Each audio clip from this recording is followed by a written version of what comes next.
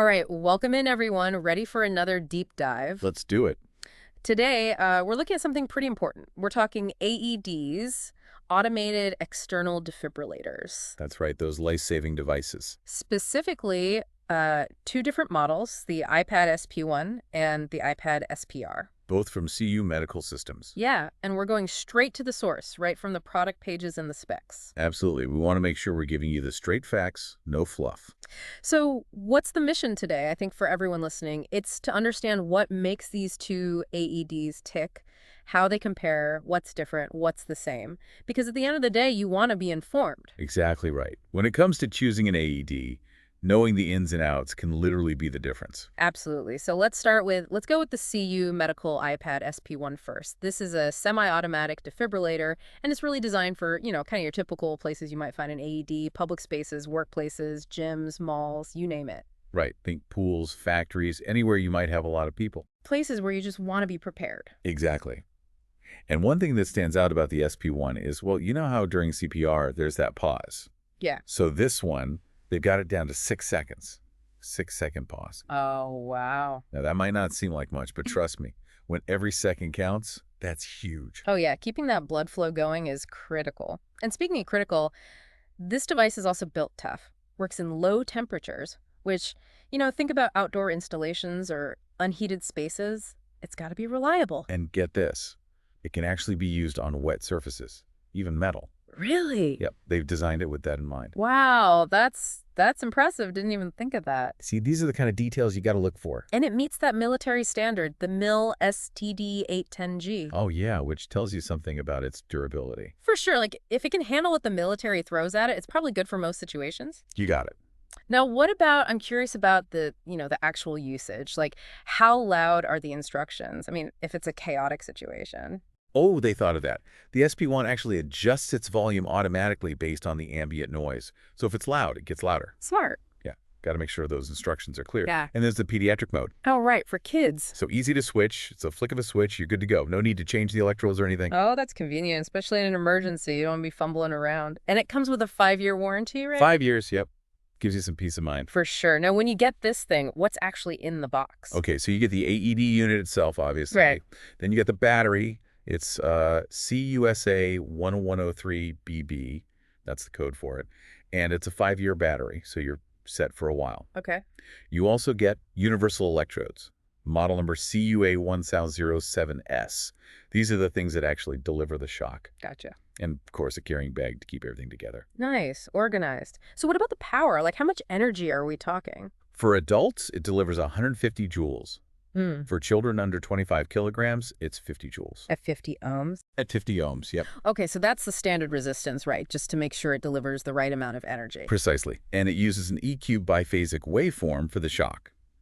That's a type of electrical pulse designed to be more effective at getting the heart back into rhythm. Interesting. Now let's talk about that battery a little more, right? Because it's non-rechargeable, if I remember correctly. That's right. It's a 12-volt lithium manganese dioxide battery, 4.2 amp hours.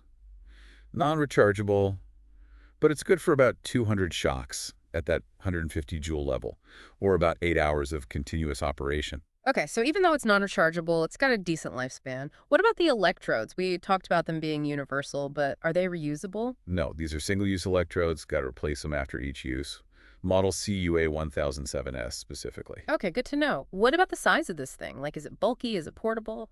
It's actually pretty compact, 25.6 by 7 centimeters, weighs about 2.4 kilograms with the battery and electrodes in. Okay, so not too bad. You can definitely carry it around, and has an LCD screen, right? It does. Shows you the device status, battery level, electrode status, all that good stuff.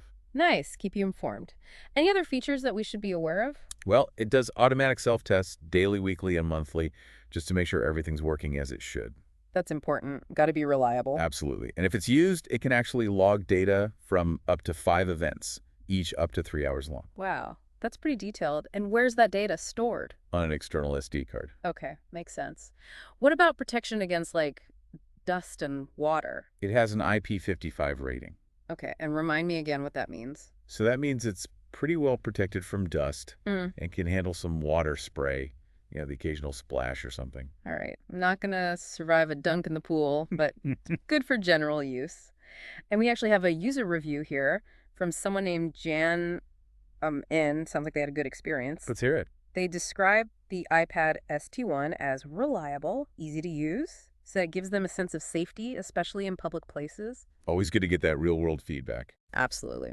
All right, well, let's move on to our second AED for today, the iPad SPR.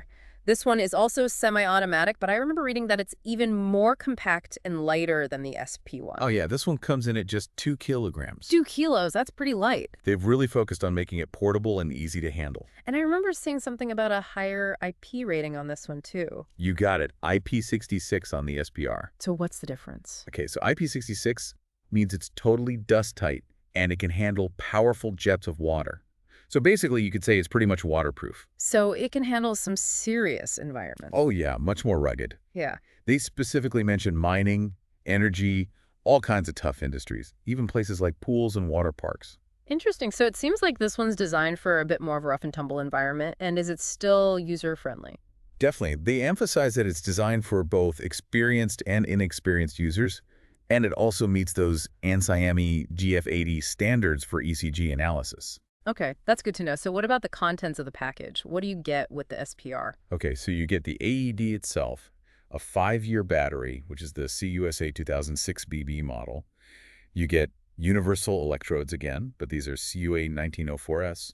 You get a carrying bag, a mini first aid kit. Oh, that's handy. Yep, and an instruction manual. Okay, well, that's pretty comprehensive. So we talked about the IP rating, the IP66, which is a big step up in terms of protection. What about the pediatric mode on this one? Is it still a switch? Actually, they've got a dedicated button for pediatric mode on the SPR. So even more straightforward. Exactly. Less room for error, especially in a stressful situation. Makes sense. Let's talk about the battery again. Is it the same type as the SP1? It is. It's the same 12-volt, 4.2 amp-hour lithium manganese dioxide, non-rechargeable battery.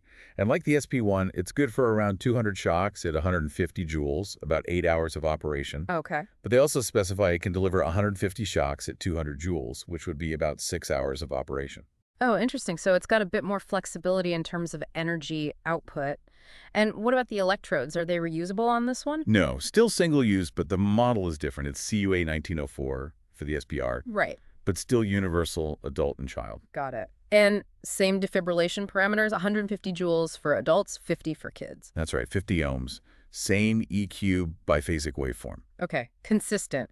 Now, was there something about a slightly longer shock charging time on this one? Yeah, it takes a little under 8 seconds to charge for a shock. They actually specifically say 8 seconds after CPR. Interesting. Compared to the 6 seconds on the SP1. Yep. Okay, so not a huge difference, but, you know, in an emergency, every second counts, as we said. Absolutely.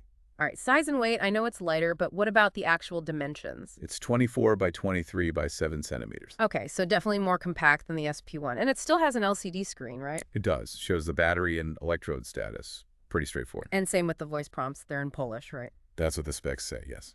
Okay, cool. What about self-tests? Does it do those automatically? It does, but it's a bit more customizable. No. You can set it to daily, weekly, or monthly, depending on your preference. That's nice. Some flexibility there.